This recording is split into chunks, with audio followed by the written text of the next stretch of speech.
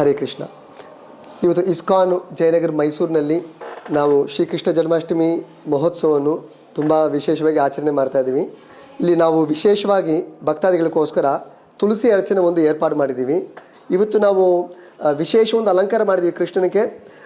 ಕೃಷ್ಣನ ಜನ್ಮಸ್ಥಾನ ಮಥುರಾ ವೃಂದಾವನದಲ್ಲಿ ಈ ಒಂದು ದೇವರು ಧರಿಸಿರೋ ಒಂದು ವಸ್ತ್ರವನ್ನು ಅಲ್ಲಿ ನಾವು ಹೊಲಿಸಿದ್ದೀವಿ. ಅದಲ್ಲದೆ ಇವತ್ತು ನಾವು ನಮ್ಮ ಎಲ್ಲ ಹೂವಿನ ಅಲಂಕಾರ ಮತ್ತು ಎಲ್ಲ ಒಂದು ಬಾಳೆಹಣ್ಣು ಮರಗಳ ಒಂದು ಅಲಂಕಾರ ಎಲ್ಲ ತಮಿಳುನಾಡಿನಲ್ಲಿ ವಿಶೇಷವಾಗಿ ಜನರನ್ನು ಕರೆಸಿ ಒಂದು ಕಾನ್ಸೆಪ್ಟ್ ಇಂದ ಮಾಡಿದ್ದೀವಿ.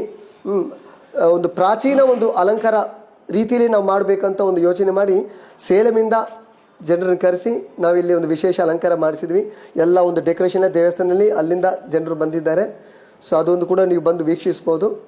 ಸೊ ಮತ್ತು ಮಧ್ಯರಾತ್ರಿ ಇವತ್ತು 10 ಗಂಟೆಗೆ ಕೃಷ್ಣನ ವಿಶೇಷ ಅಭಿಷೇಕ ಇರುತ್ತೆ. ಭಾಳ ವಿಶೇಷವಾದ ಅಭಿಷೇಕ ಇರುತ್ತೆ. ಅದು ಒಂದು 1.5 ಗಂಟೆ ಕಾಲ ಆಗುತ್ತೆ ಮತ್ತು ಒಂದು ಅರ್ಧ ಗಂಟೆ ಭಗವಂತನ ವಿಶೇಷ ಅಲಂಕಾರ ಆಗುತ್ತೆ.